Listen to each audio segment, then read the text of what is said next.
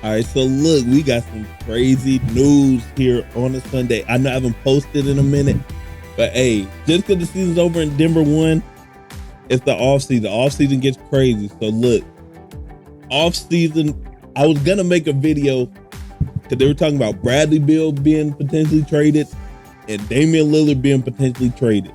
I was gonna make a video on the top 3 to top 5 places Bradley Beal might get traded to, but I couldn't even get to that video by the time this happened.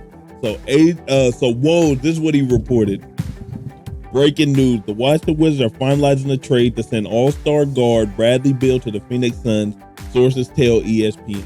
Beal's waiving his no-trade to form a new Big Three with Devin Booker and Kevin Durant. Teams are still working through framework, but Beal is headed to the Phoenix Suns. And you know what's crazy? Y'all, if y'all know me, y'all know I'm a KD fan, so therefore by default, I'm a Suns fan. So this is huge. My name's Devin Booker, like the connection there. So look, Suns are expected to send Chris Paul, Landry Shamet, multiple second-round pick swaps to Wizards. Phoenix has no available first-rounders to include in trade. Beal's no-trade limited Wizards marketplace. Deal could take a few days to be finalized. This man, Bradley Beal, is getting traded pretty much for Chris Paul and Landry Shamet. That's pretty much all. Pretty much they're not trading much of anything. And look, this is what I like about this. Let me tell you what I like about this. Because look, I think Devin Booker could play the point guard. He showed it when Chris Paul went down. He could actually play the point. Now, his position is more so a 2 guard, but he can play the point just fine. Look, I said Devin Booker, Bradley Beal, and KD. I think this will work. I really do. I think this is gonna work. But if you look at the stat, like this playoff that Devin Booker had, when Paul went out, Devin Booker had to play the point. This man, Devin Booker, was averaging pretty much 34 points a game, 7 assists, and 5 boards in the playoffs that he had to play point. Now, in the regular season, when he was the 2 guard, he averaged 28, 5 and 6 actually. So he can play I think he'll be fine playing the point. The problem was it was KD and Book had to score everything, and KD wasn't even being as efficient as he normally is. And we know Kevin Durant can pass and he can play make. So Kevin Durant can play make and pass the ball as well. So it's not just Devin Booker the only one that can play make. He can play. Kevin Durant can play make as well. 29 points a game in the regular season, 7 rebounds, 5 assists. He was averaging 5 assists in the regular season. Now in the playoffs, he averaged 29-8. He averaged 29, 9, and 6. So they can pass. And then Bradley Beal was averaging like 23, 5 and 5, 5 and 6. So they can pass well enough. I'm telling you. If it was me, if I was the GM, they're like, hey, I want you to be the GM, help us make decisions. I would trade DeAndre Ayton and try to get role players to build around these 3. I would do that. I wouldn't even bring him back. There's no point. We need to trade DeAndre Ayton and build. The way he got punked was so bad. That's the only thing. It might be hard to trade that man. The way Joker did him was low-key disrespectful. But I would trade DeAndre Ayton, build around these 3 that we just got, and man, they would be tough. Now, the fact that, because the Heat and the Suns, Suns, and Warriors were the 3 teams that were serious about getting Bradley Beal.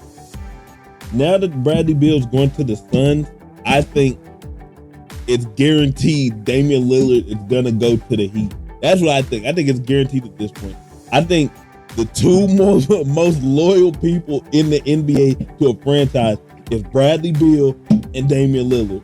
Now that Bradley Beal's gone, I think Dame's going to finally be like, you know what? It's time. It's time. Listen, because Bradley Beal, I think, is 29. So if you got Devin Booker, who's 25, 26, Kevin Durant's the only old one. He's like 34, it's going to be 35. But then you have Bradley Beal, 29 to 30. Let me see how old Bradley Beal is. Because if you have, at the very least, you'll pair up Bradley Beal and Devin Booker for a while. Hey, 29. So Bradley Beal and Devin Booker will be teammates, but like even if KD gets old, you still have them two that you can still build around for like a couple years. I think this was the right move by the Suns. I'm sorry. I think it was because they didn't really have to give up much anything. Chris Paul, who's always hurt and he old. Landry Shamet, he had a good game. Like he had that one good game he was hooping. But outside of that, a couple second round pick swap. Like, it's a W trade for the Suns. Trade DeAndre Ayton, don't keep him. What would y'all do? Y'all put in the comments below. Are y'all keeping DeAndre Ayton or y'all trading him? To me, I'd package him up and ship him somewhere. As long as we get some rotational role players that are good at their role, DeAndre Ayton gone. Especially, I'm sorry, once you start like, it's one thing to get punked. Like, I don't want to say punked. That's the wrong word. It's one thing if some like the way Joker was giving AD the business. AD wouldn't get punked. He would just get. He couldn't guard him. DeAndre Ayton got punked to the point where he couldn't even be out on the floor, and then he had to miss a game because something was sore. I forgot what he had, a sore finger or something. Yeah, something was wrong with him. They had to sit out and get like the elimination closeout game, like that the Suns had to win. So if it was me, I would trade because you can see the frustration on like Devin Booker face. KD just got there and he frustrated. So me personally, we'd ship DeAndre Ayton somewhere, give us some quality role players, and we build around these three. If you can get quality role players, so that's why Denver had the best player in the world with Joker, right? But the reason they were able to like pretty much handle everyone is because they have so many. Their team is deep with role players that know their role and are good at their role. So you had Aaron Gordon go off one game with Bruce Brown, and that won him the game. It wasn't even Joker. That won him the game. Then you have games where Jamal Murray wins you the game. Then you have games where Joker wins you the game. And then we seen Christian Brown, the rookie, take over in the finals. It's if you can get quality role players around you, that's when you start whooping. Like that's when you start. It's hard to beat you. So they got Frank Vogel now. They got a new coach, defensive-minded coach. If they can just trade Ayton, please do not keep this man.